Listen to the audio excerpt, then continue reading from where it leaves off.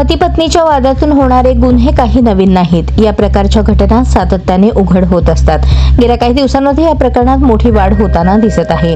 विशेषतः पत्नीने पतीची हत्या केल्याच्या घटना गेल्या काही दिवसांमध्ये उघड झाल्या आहेत। एका महिलेने पतीला मारण्यासाठी कट रचला होता। सर्व तयारी झाली होती, पण नियतीच्या मनात काहीतरी वेगळेच होते।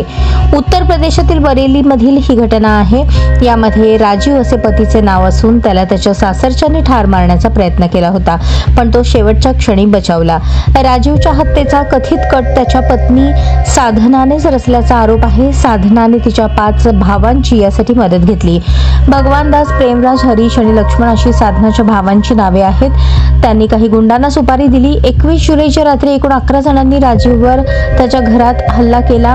त्यांनी त्याचे हात आणि दोन्ही पाय तोडले। त्याला जिवंत पुरण्याचा त्यांचा कट होता।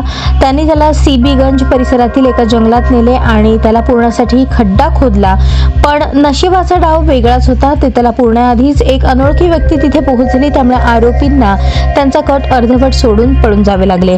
राजू तिथेच पडून होता। त्याची हाडे तुटली होती। त्याला मदतीसाठी ओरडताही येत नव्हते, पण त्या अनोळखी व्यक्तीने त्याला पाहिले आणि रुग्णवाहिकेला बोलावले।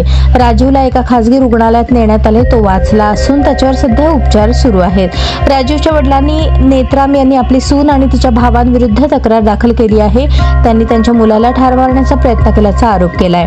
त्यांनी हल्लेखोरांना अटक करून त्यांच्यावर कठोरात कठोर कारवाई करण्याची मागणी केली आहे।